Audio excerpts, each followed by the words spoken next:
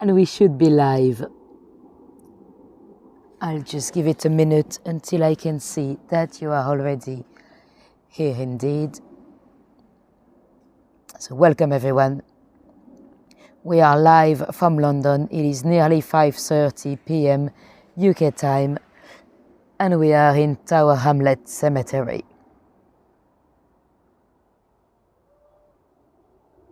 And I don't see the numbers yet. That's not normal. What's happening?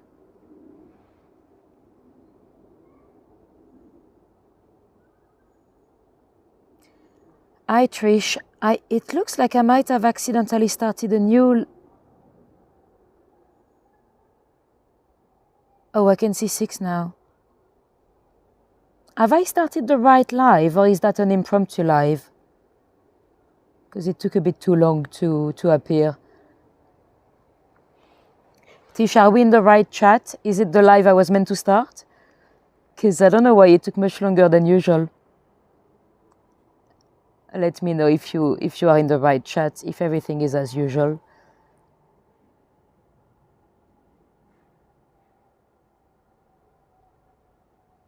Okay, everyone seems to be here, so we should be all good. I don't know why it just took much longer. We were already on 40 seconds before I could see the numbers. Morning, Carl.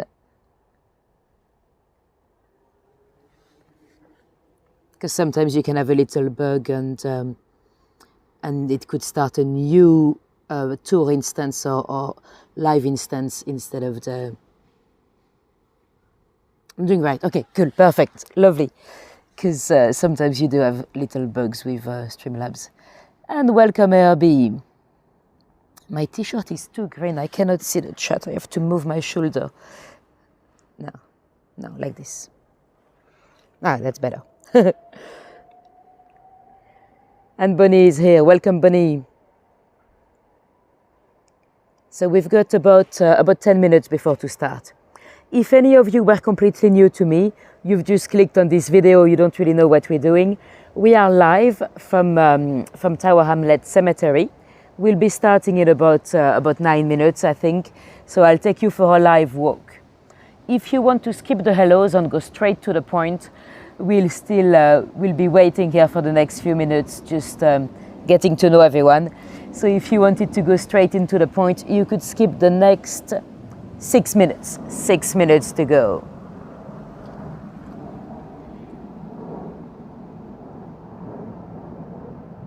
Is it a squirrel Stonehenge behind me? No, let me show you. You know what? It doesn't look like Stonehenge, but it looks like wood hedge. You know, with Stonehenge you have the stone circle, but you've got the wood hedge that looks like it. So the stone circles were for the dead, the wood one allegedly for the living. But let me show you. It's actually an outdoor classroom. So you can sit about, I think I counted earlier, 29 students. And I'm sat on the teacher's seat. Because they do little nature workshops and stuff like that in the cemetery. So that's the outdoor classroom. I think they have 2. They have another one on the other side, so I think that's a new one actually. Hi Mitzi, welcome. And welcome everyone that just joined. We've got about 5 minutes to go. We're just waiting for everyone to connect. But yeah, it looks very much like a wood hedge in just a mile away from Stonehenge.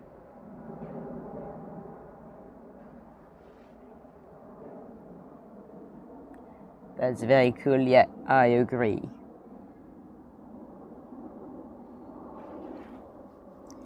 Right, let me show you my face again for now. 5 minutes to go. And bonjour, Mike.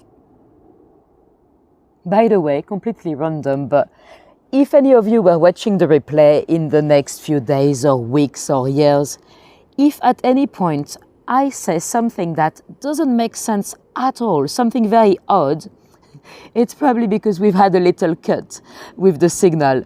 I say that because I was watching the to kind of revise what I was talking about in this tour, I watched the video from 10 months ago. And at some point, I think I was talking about the dockers down there. And what I said in the video was, poor dockers, they never knew when they'll have a day off to feed their families. What? And I think I remember what I actually said was, poor dockers, they'll work on shift. They'll never know when they'll have a day off work, like a shift, to make money to feed their families. But because there was a little cut, it just sounds very weird. And sometimes when you have a little cut that's only a few seconds, when you're watching the live, you'll have a little blank, so you'd know that you're missing something. But when you're watching the replay, it kind of batches everything together. So sometimes you end up with some weird sentences. When I keep moving the camera, you can see that there's a cut. But when it happens, when the camera's not moving, it could lead to some weird sentences. Can someone start a band called Squirrel Stonehenge? That'll be nice. Although you could call them the SS. Okay, let's see who I've missed. Oh, I think I've seen most of you. If anyone just joined, you're very welcome. We've got, let me check, 3 minutes to go. And it is nearly 5:30 p.m. UK time. You like weird sentences? Perfect. But some people might be like, what is she on about? So it is 5:30, but in this cemetery, I don't have to worry about the timing. Even if I go on forever, I'm not gonna be locked in for the night. Well, I could be, but there's a 24 hours gate. So I don't have to stress about being locked in with the dead. And Lethargy is here. Nice to see you here. I'm probably gonna try to keep it to a reasonable timing anyway, because it's a bit warm today. If I was live for too long, my phone could potentially overheat. So we'll try to keep it to 45 minutes anyway, but we'll see. So let me see how long we've got. 2 minutes to go.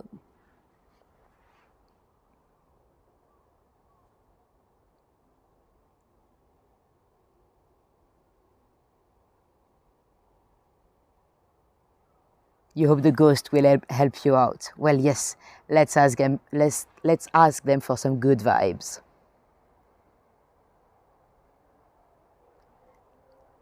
And Tariq is here. Welcome, Tariq. So we've got probably about a minute to go.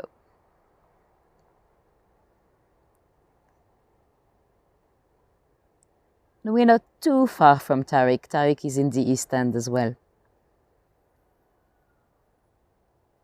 Oops, what did I miss?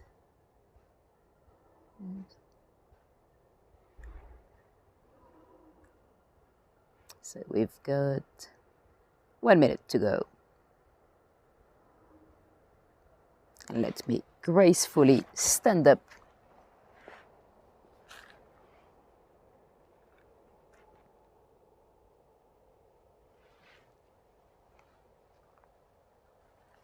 And hi, Ronnie, nice to see you here.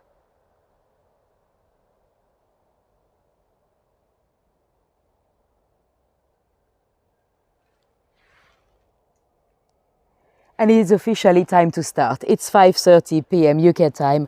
Welcome, guys. Welcome to Tower Hamlet Cemetery.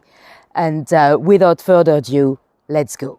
Let me flip this camera around and let's go for a little spooky walk. So if anyone was completely new to me, I'm Nathalie, and I do a lot of those lives across London and beyond.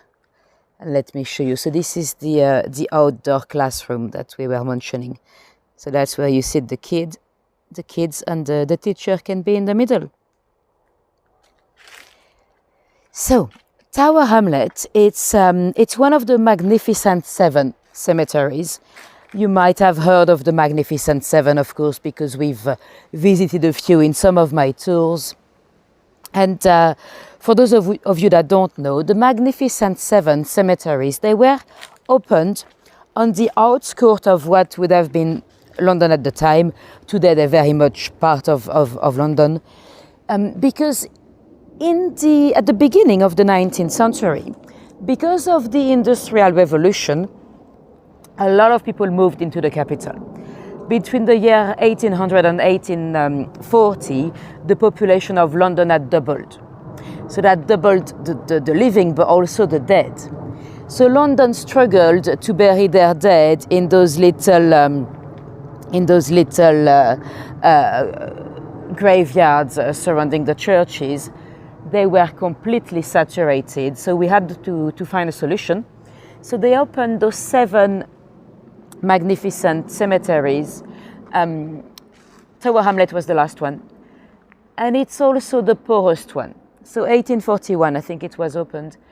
And I've taken you to West Norwood. I've taken you to some of the others, and we've probably seen quite a few grand monuments, from famous people, merchants or politicians or rich people in general. Well, Tower Hamlet was the poorest one. Still today, Tower Hamlet is the poorest borough of London out of our 32 boroughs.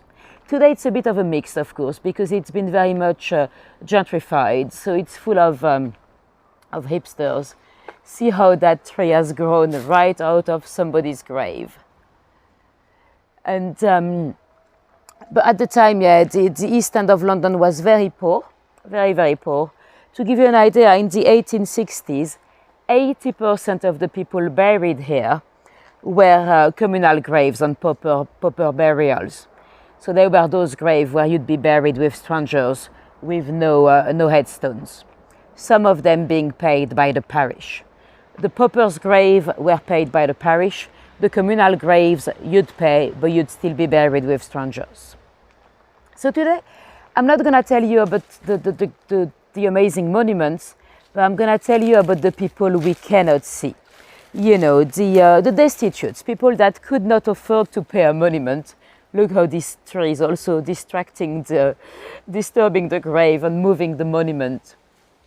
When you come to the Magnificent Seven, if you came with kids, you meant to keep an eye on them, not to let them play around too much, because some of those monuments could be unstable. They could fall.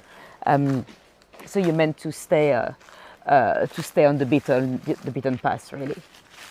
Now, we couldn't do a full tour in a cemetery without telling you about a murder story. Sadly, I've got one. The victim is buried just here. We won't see her grave because she never had a grave. Her name is Emily Coombes. She's buried somewhere along that wall there. She was found stabbed on her bed, and the two accused, were 13 and 12 years old. It was her sons. So quite a sad story. So she had two sons, Robert Coombes and his little brother Nathaniel. Robert was 13 years old and Natty was 12. We are in the 1890s. Remember, just a few years after the Ripper murders. And sadly, those kids grew up in the shadow of the Ripper murders, really. At the time, a lot of those kids would, hi David, and welcome everyone that just joined. At this time, a lot of those kids would have been reading the illustrated police news, or they'd be reading Penny Dreadfuls as well. The Penny Dreadfuls, they were those little chapbook, very cheap, they'll cost you a penny, and they were horrible murder stories. Not always true, very often they were inspired of true crime, but they were not necessarily true. But some of them were very shocking. And Robert, the 13 years old, was actually a great fan of Penny Dreadful. He was an interesting boy. He had, a year before the event, he had run away. He had run away all the way to Chelmsford in Essex to go to the Assizes, to go to see a trial. a trial you might have heard of because we mentioned him when we went to Essex in Southend about 2 weeks ago now. He actually went all the way to see the trial of James Reed, the Southend murderer. Little Robert didn't have enough money for the fare, so he actually walked part of the journey. So he would have been 12 at the time. That's quite unusual for that age to want to see a trial, but you know. And his dad, Robert Coombes Sr., he worked on the National Steamship Company. He was at sea most of the time, so he would often go for many weeks. He was transporting migrants towards America, you know. And when he was going away, he would often leave enough money for the family to survive for those few weeks or months. And that's what happened. So Daddy left. Robert was sleeping with his mother when his dad was away. That's quite unusual. They had space. It's not like, you know, a lot of poor families, they would sleep all together. But he had space. He just wanted to sleep with his mother for some reason. And the boys together, they went to buy a knife. And one evening, one Sunday night, when they went to buy the knife, they were already, they had the intention of killing their mother. And one Sunday night, well, that's exactly what happened. Apparently, there was an argument between the little Natty and the mother. The mother might have been a little bit violent with the boys. You know, today they would have been taken to social services, really. At the time, you had none of that. Well, it was starting with Barnardo. Thomas Barnardo, we'll talk about him in a moment. But yeah, and through the night, Robert, the 13 years old, stabbed his mother in her bed, where he slept as well. In the morning, he told little Natty. Natty didn't believe him. So little Natty went into the bedroom to see the mother. She was full of blood. She was still in agony. She was not dead yet. Would you believe the boys left her in agony and they went to see a cricket match at Lord's cricket ground? And eventually she died through the day. Then the boys decided to go to the docks where their father worked to see one of their dad's colleagues, James Fox, his name was, to ask him to come and mind them. They told James, he was an adult, he was in his 40s. They told him that their mother had to go to Liverpool, and the family had asked if he could come and live with them for a few weeks to take care of them. So James Fox agreed. There was going to be better money than what he would have got at the docks anyway. So Fox came to live in the same home. The bedroom where the mummy was laying had been locked. The boys had locked it, and they left their best life for a few weeks. They went to cricket. They actually went to the docks to ask for money. They went to see their dad's employer, and they claimed that their mother had been taken to hospital and there was a medical bill to pay. They even applied for a loan under the name of their father. And they told everyone that their mother was in Liverpool. And their auntie, look at this one, the trees again growing completely out of the grave. Their auntie, hi Roberta, welcome. Their auntie, another Emily Coombes, she did not quite believe it. She could not imagine that her sister-in-law, Emily, would just go to Liverpool and leave the boys. So the auntie knocked at the door. She was confronted to James Fox. He opened the door. They had never met before. And he was dressed with Robert's senior's items of clothing. She found it very odd, and Fox said that Emily was in Liverpool. Now, Emily did not believe it. She actually came here behind me. Let me show you on that street here. That's where the grandmother used to live, in one of those buildings here behind the wall. So she came to visit the grandmother, and she asked if Emily was planning to go to Liverpool. The grandmother said, no, I don't think so. They actually sent a telegram to Liverpool, and no one had heard of Emily visiting. So the auntie, she went to see the landlord. She asked for a copy of the keys, the bedroom keys. She knocked at the door again. The boys were there. She asked to get in. The boys said no. They were actually pushing the door. And she asked where the mother was. They were like, Liverpool. And she was like, no, I know she's not in Liverpool. She pushed the door. She went upstairs. Little Nathanael escaped. Lovely flower here. He escaped through the window. And sadly, when they went upstairs, they opened the door and they found the dreadful discovery on the bed. The mother had been dead for a week. Apparently, the body was full of maggots. When they described the scene at the trial, apparently some people passed out, including police officers, to tell you how gruesome the murder scene was. And Fox was arrested, as well as Robert. Fox claimed that he did not know that the body was there, which is quite hard to believe, considering that even the neighbors had complained of a smell. How could he not know? However, Fox was acquitted.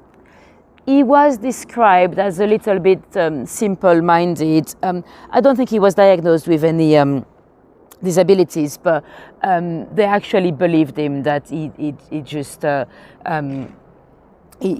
didn't realize. And the boys, the little Natty, the 12 years old, was acquitted. And Robert Robert could have actually hung. I think it's only in 1905 that they changed the age for hanging. So they actually claimed insanity, which is good because, because otherwise he could have hung. It's very unlikely. They probably would have cancelled the hangings. We didn't have a boy of that age being hanged in the country since 1841, I think it was. A boy in Rochester, 14 years old. He had killed someone for 9 shillings. But yeah, they pleaded insanity, and he was actually sent to Broadmoor. Broadmoor, it's like a prison, but for the insane. It's for the people that are not responsible for their action. He was the youngest in Broadmoor at the time. A few years later, he had another young boy joining him. I think the boy was 16 or 17. Alfred Gamble. We might talk about him when we go to Islington in a few weeks. Horrible killer as well. And eventually he was released from Broadmoor 17 years later, at the age of 30. His little brother Nathanael had moved to Australia, and then Robert followed. So they lived the rest of their lives in Australia. They actually fought in the First World War. Hi, Beck from Australia, welcome. So yeah, Broadmoor is it's a prison asylum at the same time. One of my followers, she had her grandmother in Broadmoor.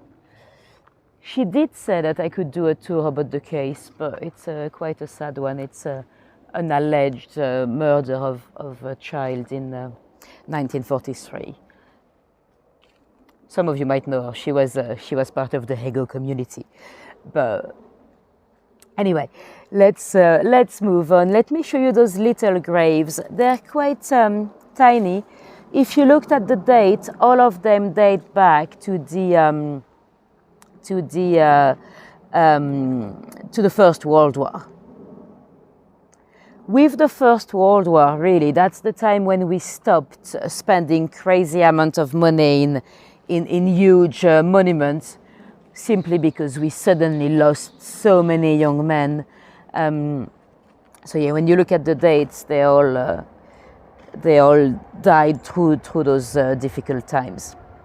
Now you've got people that have died through the war, and you also have a few people here that have died through a horrible disaster that happened through the First World War, the Silvertown disaster. Silvertown, it's a little bit further east. It's by the river as well. It's an area that at the time was very, very industrial. There was a child, no, the grandmother. And that person believed their grandmother to be innocent anyway. But yeah, the grandmother was very probably a child murderer. Yeah, not gonna tell you their name because I'm sure you know them. So I don't know anymore if they want me to talk about the case, but it's not only a former Hego community; it's a former Hego guide. But anyway, let's move on. So yeah, there was a disaster in Silvertown. Silvertown was very industrial. That's where they had a lot of factories at the time. It is said that at the beginning of the 20th century, every single home in the country probably had at least one item manufactured from Silvertown. And well, to help the war effort, one of those factories was transformed into a place to produce TNT, gunpowder, tons and tons of it, for the war effort. And it was very risky, but they had to do what they had to do. And one night there was an accident. There was an explosion, and Tish, everyone is going to be wondering now. I can actually tell you the name of the prisoner. I think her name was Mildred Barnes. The last name, you'll recognize it. Anyway, or maybe Mildred was her second name, but Barnes anyway. So the explosion was terrible. Apparently, they felt it all the way into the Savoy Hotel in central London. So that's quite far away. Apparently, you could see the fire all the way to Guildford in Surrey. So horrible explosion. Luckily, that happened at 7:30 p.m. So the kids were already out of school because the schools 32 were damaged. Apparently, hundreds of homes were damaged. 900, I think it was, and many victims. 73 died.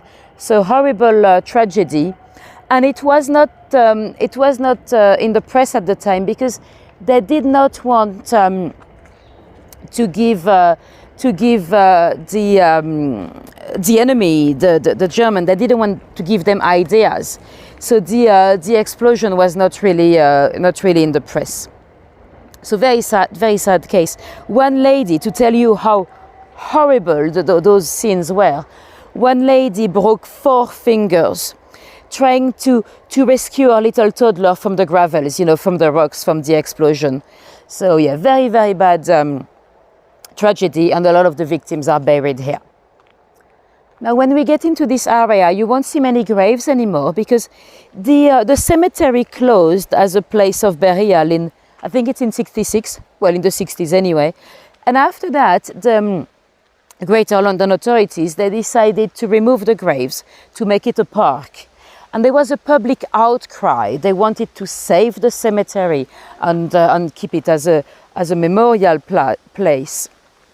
And so they actually stopped the work, but they had already removed the monument from this side. So this side is looking like a forest, really. Oh, thank you, Beck. Yes, if you want to help, YouTube always works with engagement. So if you give it a like, if you give it a comment, that always helps. Thank you, Beck. Now, there was one more disaster, and some of the victims are buried here as well. It's a disaster we mentioned before in some of my tours. We talked about it when we talked about Elizabeth Stride. You know, I might have told you that Elizabeth Stride was a bit of a liar, a bit of a con artist, really. And she claimed she had been a victim of the Princess Alice disaster in 1878. The Princess Alice, that was a boat, a leisure boat for the wealthy Victorians. It was going every day from London Bridge all the way down to Kent, Sheerness and Gravesend. And you'd have a lot of people on board, you know, people courting or families going for a day out. In Gravesend, you had a park with a whale's skeleton. And so they'd go down for the day and they'll come back in the evening. They never knew how many people were on the boat in the evening because very often it was an open return. You could take the 4:30, the 5:30, the 6:30. And the kids went for free, so they didn't even know how many kids were on board. And we got some little friends here. And very sadly, on their way back towards London, the Princess Alice crashed into another boat, the Bywood Castle, a commercial boat. That was a terrible crash. The Princess Alice was split into two, and it sunk. Everyone, well, many people drowned. A lot of people didn't know how to swim at the time. And even when you did know how to swim, remember, the Thames at the Thames was the river was like an open sewer. So even when you did survive, some people died out of bacterial infections in the next few days or weeks. It's hard to tell how many victims. It is estimated that it could be as many as 700, but it's not all the bodies were found, or not all of them were found straight away. And some were found on the north of the river. Those were buried here. Some were found on the south, and they were buried in Charlton. There's a large cemetery in Charlton as well. I might take you there one day. And the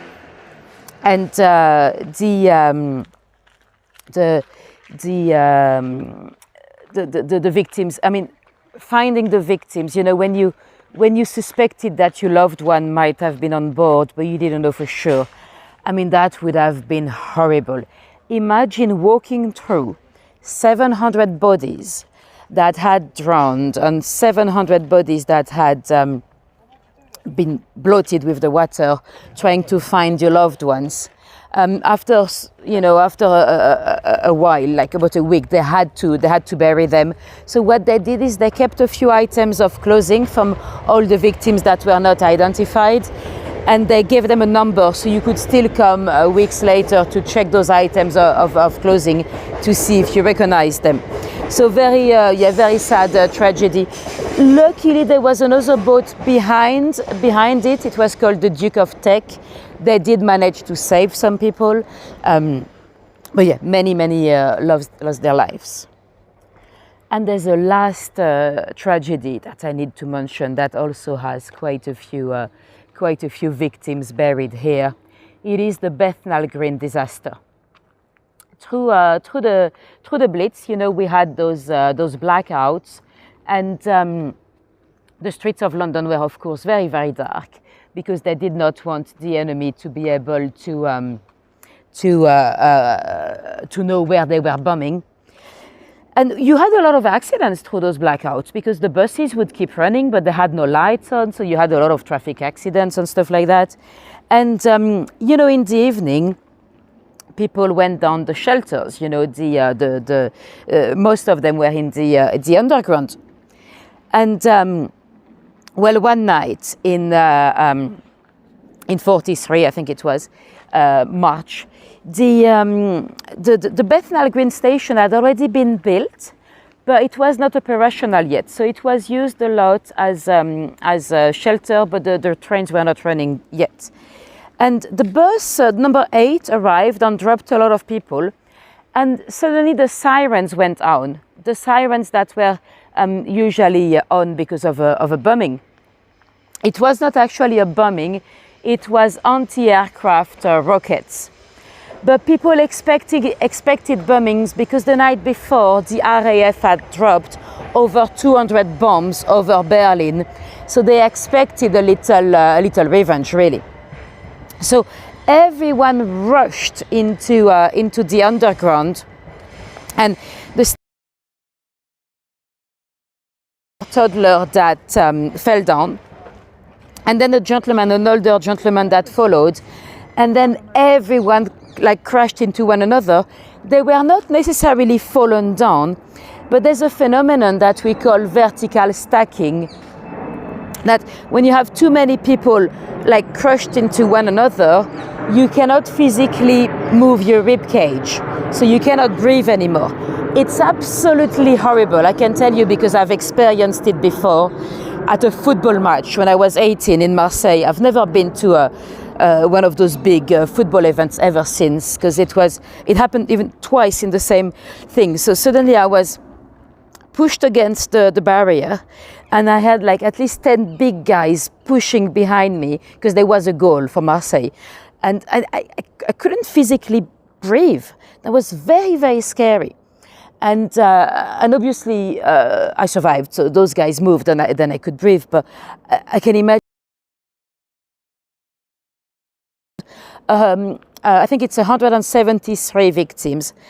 62 were children, so that's particularly sad.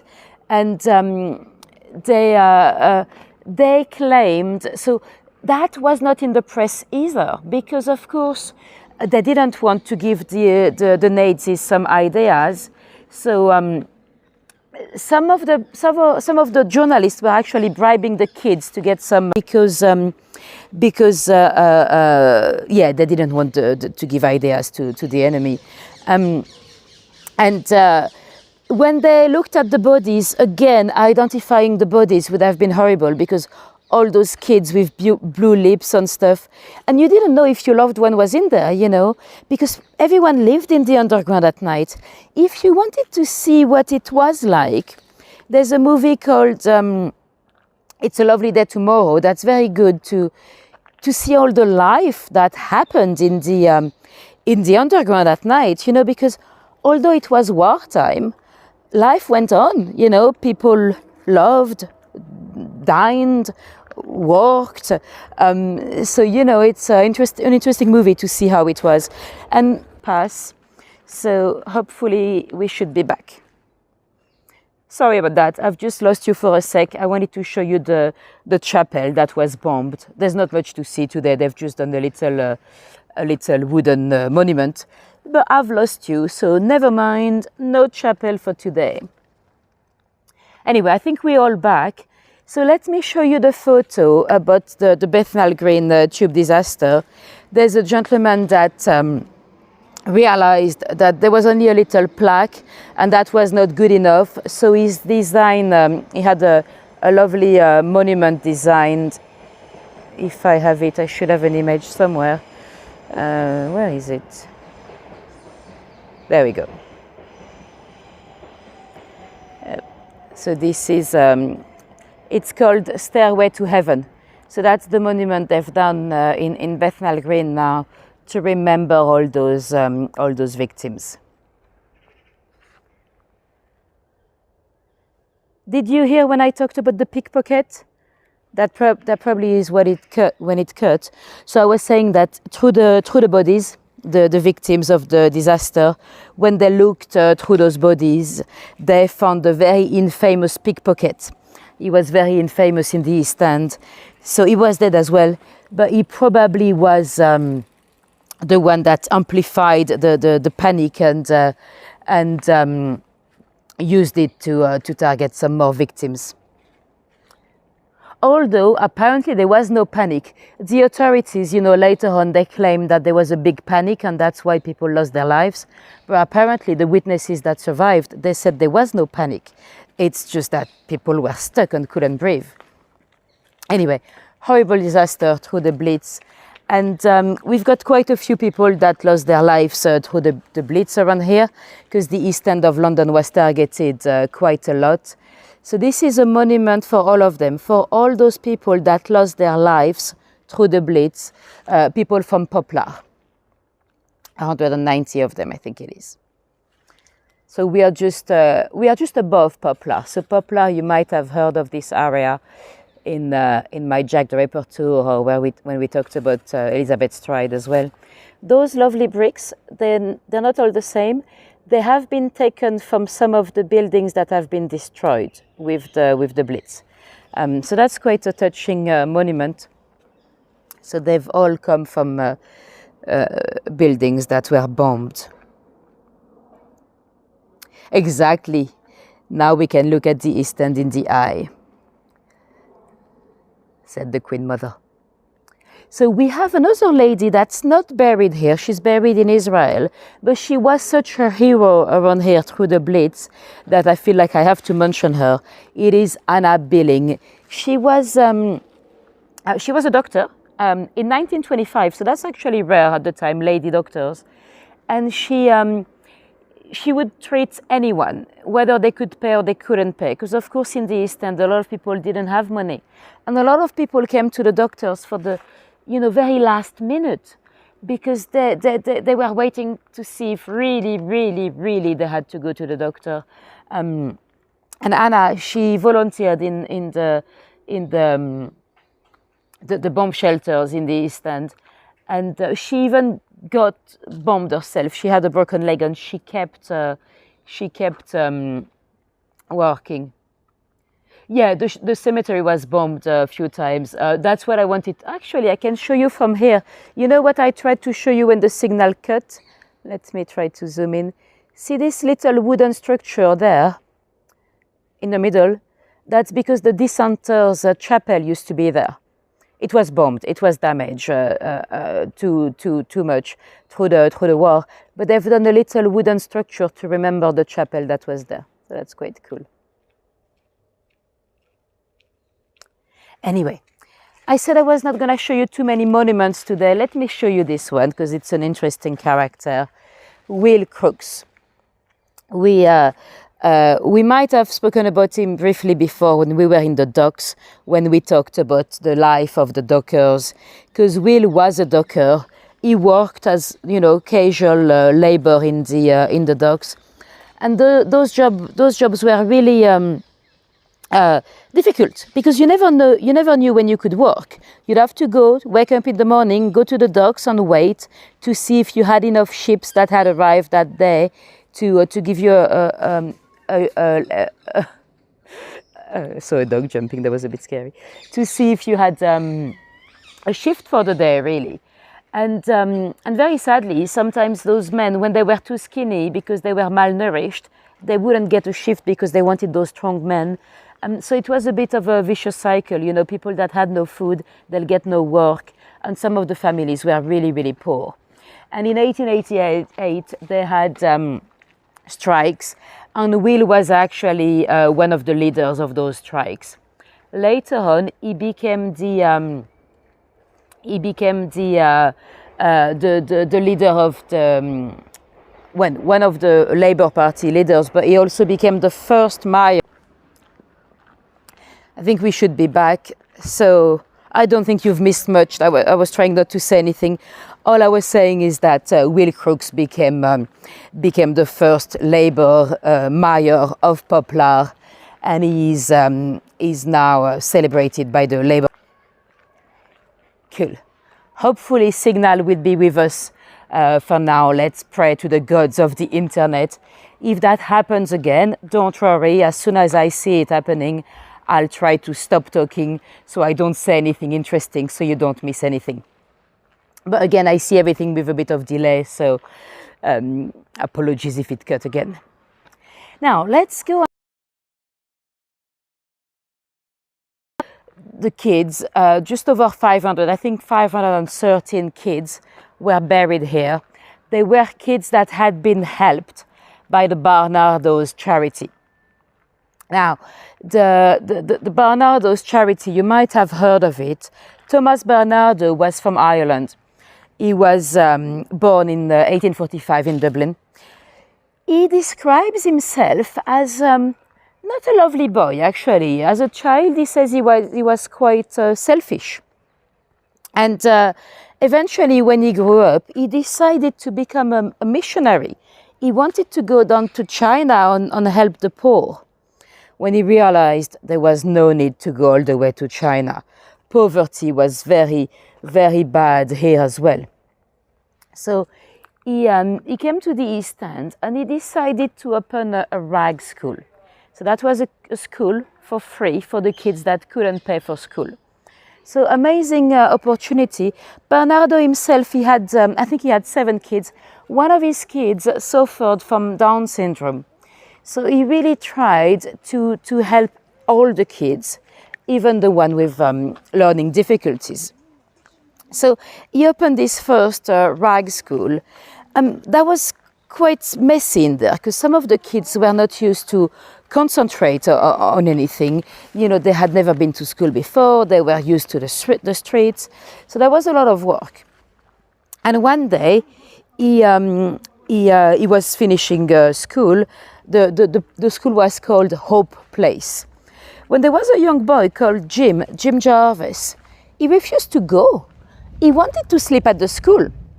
And Barnardo said, "No, you've got to go home." And he said, "I've got no home, sir." So Barnardo was like, "You've got no home? You got no family? Where do you sleep?" And he said, "Oh, I sleep on a roof, sir." And Barnardo was curious, so he wanted to follow the boy. He wanted the boy to show him where he slept. So the boy took him to a roof. And when I say a roof, I mean a roof. Not an attic, a roof. There was a bit of a shelter, so there might have been a roof that was slightly destroyed and they could get into a little gap. 12 boys slept in there. And if you can try to keep the chat active, sending me some love or some emojis, because it's a bit quiet, so I'm a bit worried that the signal might have dropped again. Thank you. So yeah, those boys were sleeping there in the cold, in a tiny little shelter on a roof. So he decided to open some orphanages, for one for boys, one for girls in Barkingside, where he's buried. And so he had those little homes for thank you Tish, perfect. Those little homes for the orphanage. Those kids were not all orphans. They were often badly treated by their parents. Sometimes their parents couldn't feed them. Sometimes their parents were giving them gin to stop the symptoms of starvation. You know, the East End was really poor at the time. A lot of kids had no shoes. A lot of the parents were alcoholics. So very, very bad conditions. So some of those kids were taken to the orphanages. They were not necessarily orphans. And one day, Barnardo had just opened a new place, so he had a few spots at the orphanage. So he went to the Billingsgate Market. That's a fish market in the city where a lot of young boys were begging or doing some odd jobs. And he went and asked those boys, he was like, I've got an orphanage, I've got a place for you, would you like to come? Unfortunately, he had only a few spaces, so a few boys said yes. And then there's a young boy that came from the back. He was like, me sir, take me sir. And Barnardo said, oh, I'm sorry, I'm full for today. I'll come back next week. I'll try to have a space for you next week. Come back. And he's like, what's your name? And the boy said, John Summers, sir. And boys at the back were like, no, we call him Carrots. So Barnardo was like, Carrots, next week, come at the same time, I'll be here, and I'll have a space for you. Very sadly, little Carrots died. A couple of days later, he was found dead on a pile of sugar. I don't know why they sell sugar in a fish market, but yeah, very sad story. And that's when Barnardo's, well, bear in mind that all those stories might have been a little bit embellished by the Barnardo's charity. But allegedly, that's when Barnardo decided that he will not ever reject any other destitute boy. So on his orphanage, he had a sign, no one rejected, you know, everyone welcome. So there was a charity that helped quite a few kids. That did not come without controversy. Barnardo already at the time when he was alive was accused of faking photographs. He was one of the first person that used photography for appeal, donation appeals. I'll show you the type of stuff he used to do. So he would have a photo before and after. Today we're very used to those, but at the time that was fairly new. He was accused of staging those photographs. He was also accused of kidnapping, would you believe? He was acquitted in 88 cases of kidnapping. He did not deny. He said, yes, they are philanthropic adoptions. It's for their own good. So he never denied taking those kids away from their parents.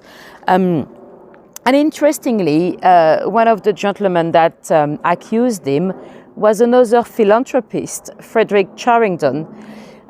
Charrington was the heir of a brewery, very rich man, that one day apparently had an epiphany.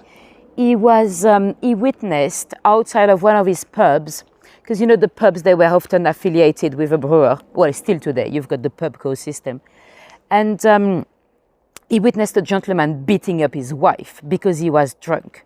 So allegedly that's when Frederick Charrington decided to give up on the alcohol industry, give up on all his money, and help create a charity. He wanted to close down Brussels.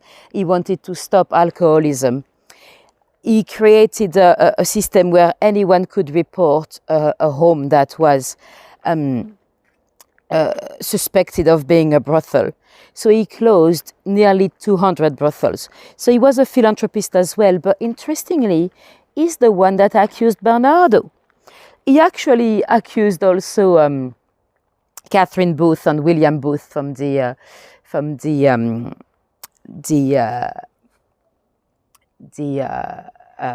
Red Cross. Not the Red Cross, the Salvation Army. What am I saying? Anyway, we are now in front of the beautiful monument that has been unveiled fairly recently for all those kids, those 500 plus kids that have been buried here. They were in paupers' graves, so they never had a monument. One lady that was herself helped by the Barnardo charity, her name was Jean Clark. She decided she wanted to raise £10,000 to have a monument. So that's quite sweet. They unveiled it less than 10 years ago now. So beautiful monument. It's made with Portland stone, apparently. Portland stone is meant to be self-cleaning somehow. I don't get it, but apparently it stays a bit cleaner than any other rocks. And so yeah, beautiful monument. There's another monument here. There was a wealthy merchant, I think, the Westwood Monument. Now, of course, some of you might have heard of the Barnardo's charity. It was in the news not that long ago because they had given a lot of little bears, the little Paddington bears that had been put with the flower tributes after the Queen's passing. They had more than 1,000 bears in front of Buckingham Palace, and they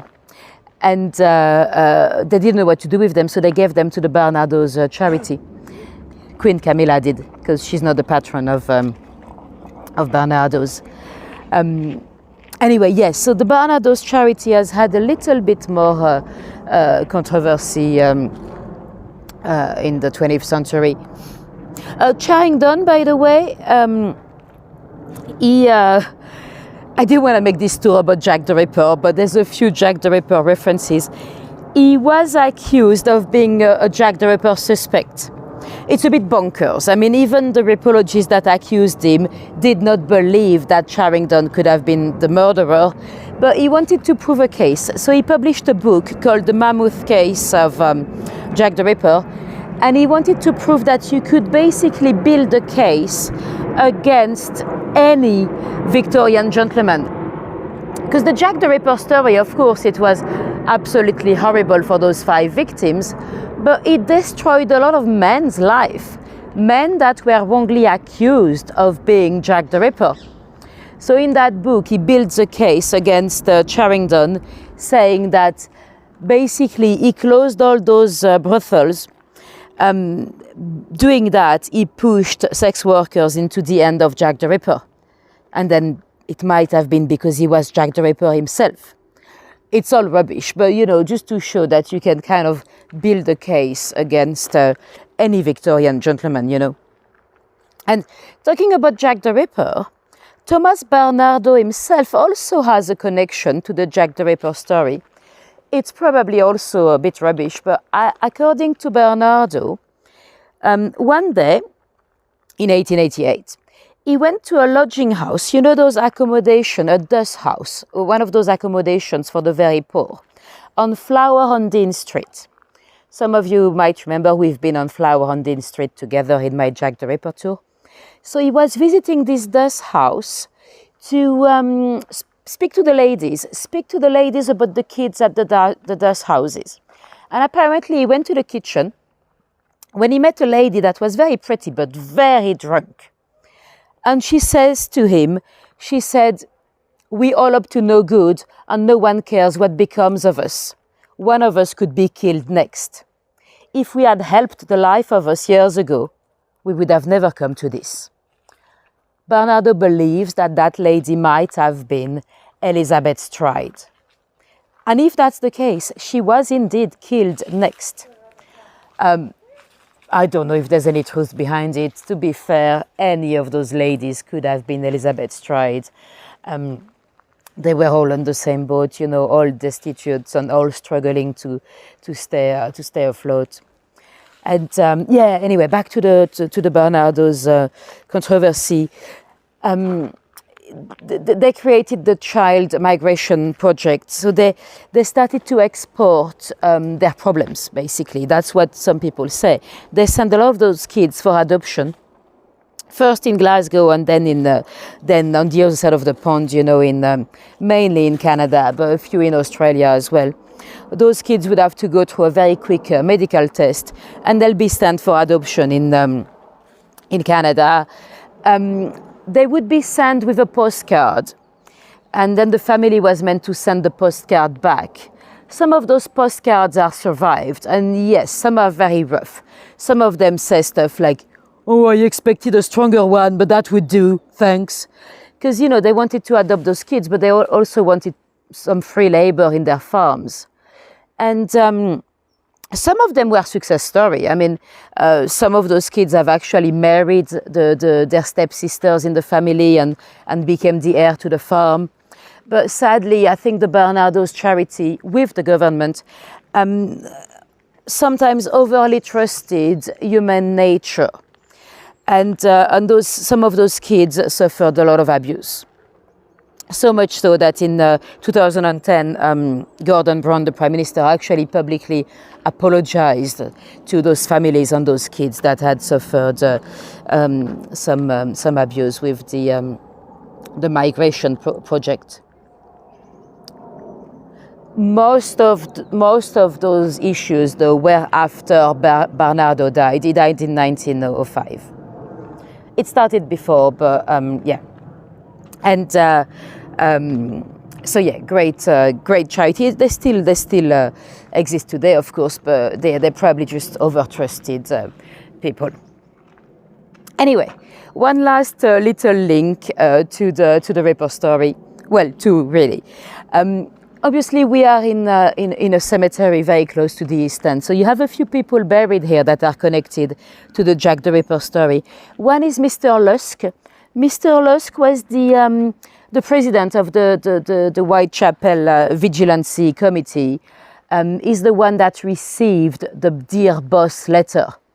One of those infamous letters that were allegedly coming from the Ripper. Most of them might have been hoaxes, although some people believe that the Dear Boss letter was actually real. And who was cremated, Kurt? Barnardo? I didn't know. Yeah, that's quite early for the time. And so you've got Mr. Lusk, you've got, Jack the Ripper himself might be buried here somewhere. Some people believe that Jack the Ripper was a gentleman called Charles Lechmere or Charles Cross. He's not my favorite suspect, but he's a very good suspect anyway. He's the gentleman that found the body of Polly Nichols. So, he was on the scene of the crime. Some people believe that he was not actually in the process of finding her, but in the process of killing her. His name is actually Charles Lechmere, but he also went under the name of Charles Cross. That was the name of his father-in-law, a bigamist. So he's here somewhere. He doesn't have a monument, but he's here somewhere. Apparently, his great-granddaughter came to visit. She didn't know where he was buried. She didn't know the exact location, but apparently she followed a crow, and the crow took her exactly to the right spot, according to a YouTuber called House of Lechmere. He's a ripologist that strongly believes in the Lechmere guilt. Anyway, let me show you a last monument. So that's a gentleman. I mean, I'm sure this guy was a great doctor, but it's one of those people from the 19th century that are only gonna be remembered because of their connection to the Ripper story.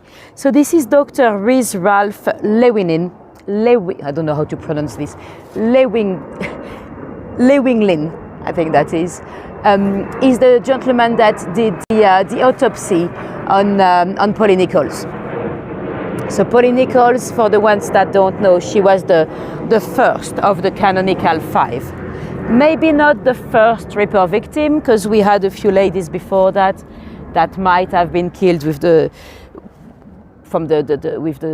same killer, but the first of the canonical 5. Anyway, this is gonna be the end of the tour. We are now almost by the main gate, so the main entrance. Oh, it looks like it's still open. Perfect. I'm gonna be able to go straight to my bicycle. I won't have to go to the 24 hours gate.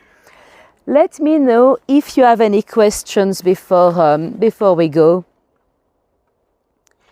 And if not, thank you very much for coming today. It's always a pleasure to have you on board. And if any of you dropped me a little tip on buy me a coffee or on PayPal, thanks ever so much. I know I cannot thank you live because I don't see them live, but you very, very much appreciate it. You think the Ripper was the guy that made his way to the USA or Canada? Yeah. Well, there are 2 that went to the US, but I personally think it's more likely to be Francis Tumblety. Yeah. And Tumblety really was the only one that was arrested in connection with the murders at the time, Because let's not forget that a lot of the police files have disappeared. They might have had a bit more against him. Who knows?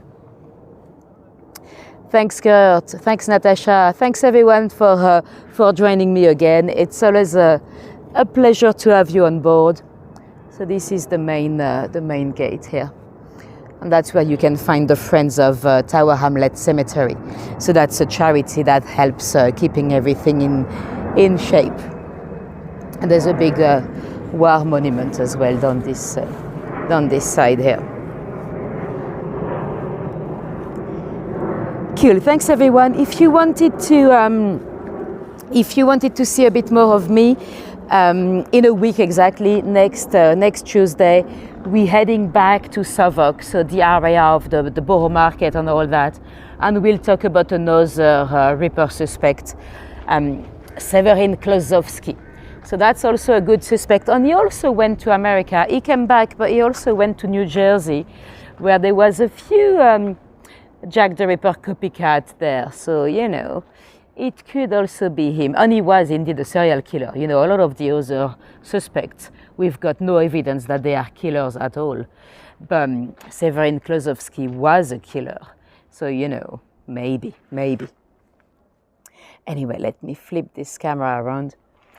if any of you was completely new to me and you've just discovered the channel, I hope you'll give it a little subscribe so you can see the next live.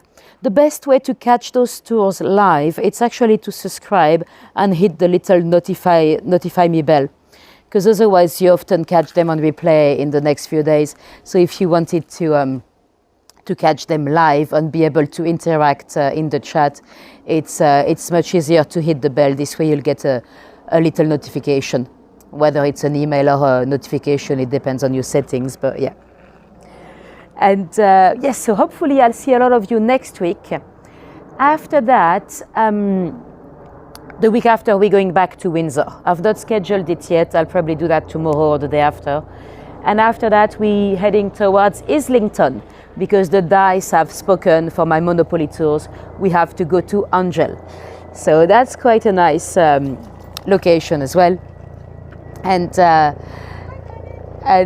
thank you for coming. Have a great evening, a great morning for those of you in Australia, like Beck, or whatever time it is for you, wherever you are in the world. And see you soon. Bye-bye.